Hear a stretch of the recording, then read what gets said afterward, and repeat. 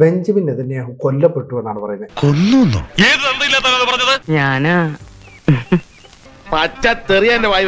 Benjamin Netanyahu അദ്ദേഹത്തിന്റെ ഔദ്യോഗിക X അക്കൗണ്ടിൽ കൂടി ഒരു വീഡിയോ പുറത്തുവിട്ടിരുന്നു. ഈ വീഡിയോയിൽ അദ്ദേഹം സംസാരിക്കുമ്പോൾ അതിൽ നെതന്യാഹുവിന് 6 വിരലുകളുണ്ട്, AI നിർമ്മിതമാണെന്ന് പറയുന്നു. നിങ്ങൾക്ക് 6 പേരിലുണ്ടെന്ന് എനിക്ക് തോന്നുന്നു. നിങ്ങൾ ശരിക്കും AI അല്ലേ?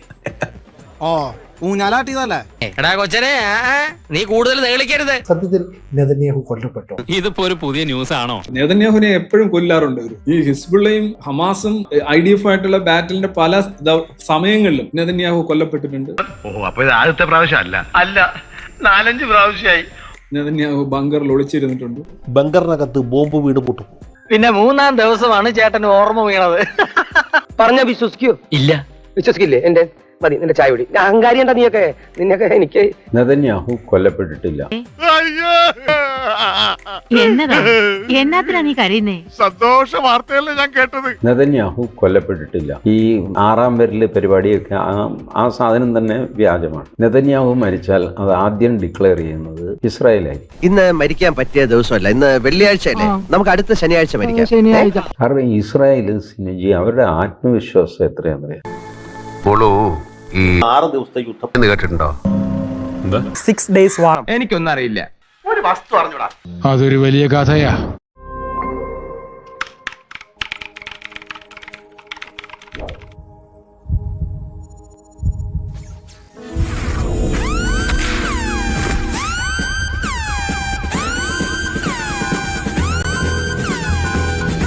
ആയിരത്തി 1948 മെയ് 14-ാം തീയതി യഹൂദരാഷ്ട്രം പിറവിയെടുത്തു. ഇസ്രായേൽ എന്ന പേരോട് UN റെസൊല്യൂഷന്റെ അടിസ്ഥാനത്തിൽ ഇസ്രായേൽ രാഷ്ട്രം രൂപീകൃതമായപ്പോൾ അതിനെ അംഗീകരിക്കാൻ ചുറ്റുവട്ടത്തുള്ള അറബി രാജ്യങ്ങൾ തയ്യാറായി. ഒരു കാട്ടിൽ തന്നെ 2 സിംഹം വേണോ? 2 സിംഹം വേണ്ട, ഒരു സിംഹവും ഒരു മരപ്പട്ടിയാകാമല്ലോ. ഇങ്ങനെയുള്ള അറബി രാജ്യങ്ങളെല്ലാം സംഘടിക്കും ഈ യഹൂദ രാഷ്ട്രത്തെ ഭൂമുഖത്ത് നിന്ന് തുടച്ചു മാറ്റി എന്ന് പ്രഖ്യാപിച്ചു അങ്ങോട്ടേക്ക് സൈന്യത്തെ അയക്കും.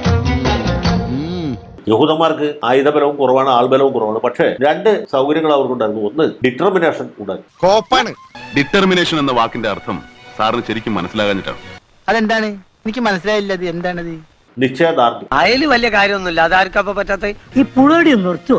എന്ത് തന്നെ സംഭവിച്ചാലും നമ്മൾ ചേർത്ത് നിൽക്കും, ഒരു കാരണവശാലും വിട്ടുകൊടുക്കുകയില്ല എന്ന ഉറച്ച തീരുമാനം അവരുടെ ഭാഗം. അങ്ങനെ അറബി രാജ്യങ്ങൾ ഏതാണ്ട് നെഞ്ചു പിടിച്ച് നിൽക്കുന്ന ഒരവസ്ഥയിലെത്തി അവരെല്ലാവരും കൂടി ചേർന്ന് ഇസ്രായേലിനെ ഇല്ലായ്മ ചെയ്തു സൈനിക പരിഹാരം തന്നെ നേടാൻ തീരുമാനിച്ചു. മലയാളത്തിൽ ഒരു ചൊല്ലുണ്ട്, വിനാശകാലെ വിപരീത ബുദ്ധി. എല്ലാ ഒരുക്കങ്ങളും നടത്തി. ജോർഡാൻ, ഇറാഖ്, ഈജിപ്റ്റ്, സിറിയ, മറ്റു രാജ്യങ്ങളെല്ലാം അതിനുവേണ്ടി സഹായിക്കും. വളരെ ശക്തമായ ഒരു ആക്രമണം നടത്താൻ തീരുമാനിക്കുന്നു. ഇവരെ ആക്രമിച്ച് തകർത്ത് തരിപ്പണമാക്കാൻ തീരുമാനിക്കുന്നു. വലിയ സൈനിക ശക്തി സമാഹരിക്കുന്നു. നിനക്ക് ഞങ്ങളുടെ കൂടെ വരെ പേടിയൊന്നുമില്ല. എനിക്കോ? നല്ല കാര്യമായി. ചേട്ടന് ഭയമുണ്ടോ? സോവിയറ്റ് യൂണിയന്റെ ശക്തമായ പിന്തുണ അറബി രാജ്യങ്ങൾക്കുണ്ട്. കേണൽ നാസറിന്റെ അതിശക്തമായ നേതൃത്വം. ഇത്രയും ഘടകങ്ങൾ വന്നപ്പോൾ പിന്നെ യഹൂദന്മാർക്ക് നിലനിൽപ്പില്ല, അവരുടെ കത്തിക്കൽ കഴിഞ്ഞു എന്ന് വിചാരിച്ചു. പക്ഷെ യഹൂദന്മാർ ഈ നടത്തിയ തിരിച്ചടി അതൊരു 1-1.5 അടിയാ. തിരിച്ചടിയല്ല, ഇവരടിക്കുന്നതിന് മുമ്പ് അങ്ങോട്ട് അടിക്കും. ആക്രമണത്തിന് മുമ്പ് പ്രത്യാക്രമണം സംഘടിപ്പിച്ചു. അതാണ് 6 ദിവസത്തെ യുദ്ധം എന്ന പേരിൽ അറിയപ്പെടുന്നത്. 1968 ലോക സൈനിക ചരിത്രത്തിലെ മഹാ അത്ഭുതങ്ങളിലൊന്നാണ് ഈ 6 ദിവസത്തെ യുദ്ധം. 6 ദിവസത്തെ യുദ്ധം എന്നാണ് പറഞ്ഞെങ്കിലും 5-5.5 ദിവസമേ യുദ്ധം വേണ്ടി വന്നു. 6 പകലും 5 രാത്രിയും കൂടി യുദ്ധം അവസാനിച്ചു. അറബി രാജ്യങ്ങൾ ഇങ്ങോട്ട് ആക്രമിക്കുന്നതിന് മുമ്പ് ഇസ്രായേൽ അങ്ങോട്ട് ആക്രമിച്ചു. ഈ പണിക്കര് നിന്റെ തന്തയാ. നീ മാനത്ത് കാണുമ്പോ ഞാനത് മനസ്സിൽ കാണും. It was in fact quite a brilliant plan. ഈജിപ്തിന്റെയും സിറിയയുടെയും ഒക്കെ എല്ലാ വിമാനത്താവളങ്ങളിലും ഒരു ബോംബ് ചെയ്ത് നശിച്ചു. In just over half an hour, the Egyptians had lost 204 planes, half of their air force. അവരുടെ വിമാനങ്ങൾ എയർഫീൽഡിൽ കിടന്ന് തന്നെ നശിച്ചു.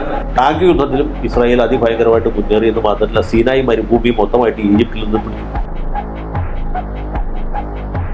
തന്ത്രപ്രധാനമായ ഗോലാൻ കുന്നുകൾ അതും കീഴടക്കി. കിഴക്കൻ ജെറുസലേം അതുവരെ ജോർഡാന്റെ കയ്യിലായിരുന്നു, അതും കയ്യിലും. അങ്ങനെ ഏതാണ്ട് നമ്മുടെ ഐക്യരാഷ്ട്രസഭ പാലസ്തീനായിട്ടും ഇസ്രായേലായിട്ടും കൊടുത്ത പ്രദേശങ്ങൾ മുഴുവനും ഇസ്രായേലിന്റെ കൈപ്പിടിയിലായി. അതിനേക്കാൾ കൂടുതൽ സ്ഥലവും അവരുടെ കയ്യിൽ. അപ്പൊ എന്ത് പറയുന്നു അവരുടെ ചങ്കുറ്റത്തെ പറ്റി? കറക്റ്റ് അജന്തയിലെ ആദിഭാവം കണ്ടുകൊണ്ട് നടക്കുന്ന ടൈമിൽ നമ്മൾ ഈ സീമിട്ടതാ.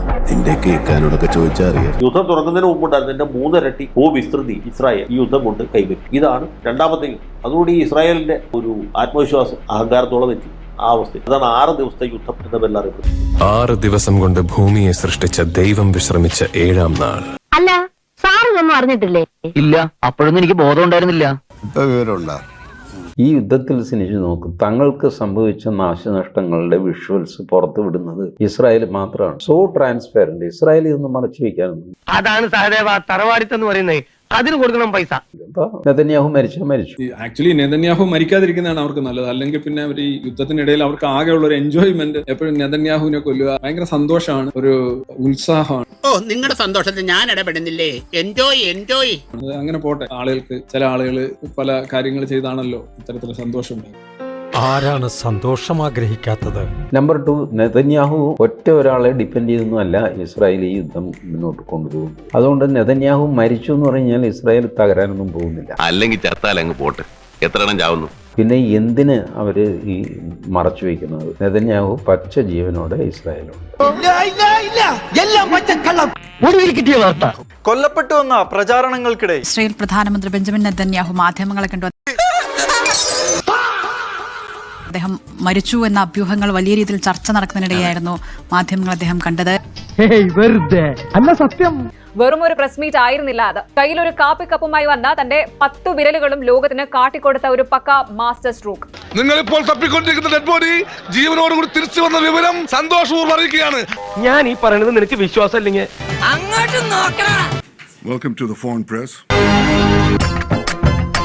എടാ, ഇവൻ ചത്തില്ലേ? 2 മിനിറ്റ് കൊണ്ട് ഞാൻ എന്തോ സ്വപ്നങ്ങൾ നെയ്തു കൂട്ടി. ഉള്ള മൂടും പോയി. First of all, I just want to say I'm alive and you're all witnesses. അവസാന പ്രതീക്ഷയും പൊലിഞ്ഞു. പക്ഷെ ഈ വാർത്തകളെല്ലാം ഇപ്പൊ എയും കൂടെ വന്നതിന് ശേഷം നെതന്യാഹു മരിച്ചു കിടക്കുന്നതും നെതന്യാഹുവിനെ കൊല്ലുന്നതും അതും ഇതും ഒക്കെ ആയിട്ടുള്ള വാർത്തകൾ ഇങ്ങനെ വന്നുകൊണ്ടേയിരിക്കും. ഗതി കെട്ടാൽ ഇതല്ല, ഇതിനപ്പുറവും ചെയ്യും. ഇതിന്റെയൊക്കെ പിന്നിൽ ആരുടെയോ ചില കറുത്ത കൈകൾ പ്രവർത്തിക്കുന്നുണ്ട്. പിന്നെ ഈ വാർത്തകൾ റിപ്പോർട്ട് ചെയ്യുന്ന രീതി വളരെ രസമാണ്. ഈ ക്ലിക്ക് ബെയ്റ്റ്, അതുപോലെ തന്നെ ഒരു കഥാർസിസ്, വികാര വിരേചനം എന്ന് പറയും. അത് എന്താ പറയുന്ന, ഒരു തരം നമുക്ക് ഒരു ആശ്വാസം കിട്ടുന്ന ഒരു വാർത്തകൾ അല്ലെ, നമ്മളെ സന്തോഷിപ്പിക്കുന്ന വാർത്തകൾ. പിന്നെ ഞാൻ എന്ത് പറയണം? സത്യം പറയുമ്പോ ദേഷ്യം വരും മിസ്റ്റർ. തോറ്റു തുന്നം പാടിയവർക്കും വീണ്ടും തോക്കുമെന്ന് ഉറപ്പായവർക്കും ദേഷ്യം താനേ വരും. നമ്മൾ കേൾക്കാൻ ആഗ്രഹിക്കുന്ന വാർത്ത ഇതിങ്ങനെ സപ്ലൈ ചെയ്തുകൊണ്ട് ആളുകളെ അതിലേക്ക് ആകർഷിക്കുകയും. നിങ്ങൾ ലോല മനസ്സുകളാ, ഇതിന്റെയൊക്കെ പ്രലോഭനത്തിൽ പോയി വീഴും. തങ്ങളുടെ കച്ചവടം, റീച്ച്, തങ്ങളുടെ വ്യൂസ്, തങ്ങളുടെ റവന്യൂ, ഇതൊക്കെ ഉറപ്പുവരുത്താനായിട്ട് ഒരു ചാൻ വയറിന് വേണ്ടി മാത്രമാണ് ജോലി ചെയ്യുന്നത്. തട്ടിക്കളയരുതേ. ഇപ്പൊ വാർത്തകളില്ലല്ലോ, എല്ലാവർക്കും വേണ്ടത് ഒപ്പീനിയൻസും ഇതേ കണക്കുള്ള ക്യാപ്സൂൾസും. ഇപ്പൊ ഉദാഹരണമായിട്ട് ഒരു വിഭാഗം ആളുകളിലേക്ക് നമ്മൾ ശരിക്കും വസ്തുത ഇങ്ങനെയാണ് എന്ന് പറഞ്ഞു കഴിഞ്ഞാൽ അവർക്ക് ഇഷ്ടപ്പെടില്ല. Because they are not normal. അവരൊരു ഫാന്റസി വേൾഡിൽ ജീവിക്കുകയാണ്. സംശയമില്ല. പിന്നെ കഴിഞ്ഞ ദിവസം ഞാനൊരു വീഡിയോ ഉണ്ട്, നെതന്യാഹുവിന്റെ വീഡിയോ അല്ല, ഒരു ഫോട്ടോ. നെതന്യാഹുവിന്റെ 6 വിരലുകൾ. ഓൾറെഡി ആള് മരിച്ചു, ഇനി AI ഇട്ടിട്ടാണ് ഈ പുള്ളി ഇപ്പൊ ഉണ്ട് എന്നുള്ളൊരു വ്യാജ പ്രചരണമാണ് ഇസ്രായേലും അമേരിക്കൻ ഭക്തരും നടത്തുന്നതെന്നാണ് നമ്മുടെ പോരാളികളുടെ അവകാശവാദം. ആരായത് നിന്നോട് പറഞ്ഞത്? ആരും പറഞ്ഞല്ല, ഞാൻ ചുമ്മാ ഊഹിച്ചതാ. അയ്യോ, ഊഹിക്കുന്നുടാ പാട്ടി. ഇത് മറ്റേ ഈ AI ടൂൾസ് ഉണ്ടാക്കിയ ആളുകൾ കൊടുക്കുന്ന, മനഃപൂർവ്വം കൊടുക്കുന്ന പണിയാണോ അത്? അവർ AI വെച്ചിട്ട് 6 പേരുള്ളൊരു ഫോട്ടോ ഉണ്ടാക്കി ഇവർക്ക് കൊടുത്തിരിക്കുക. അതെ, ഇവർക്കത് എന്ത് വാർത്തയും അമേരിക്കയ്ക്കും ഇസ്രായേലിനെതിരെയുള്ള എന്ത് വാർത്തയും ആഘോഷമാണ്. ഇത് ഇവരുടെ ഒരു ആത്മരതിയുടെ ഭാഗമാണ്.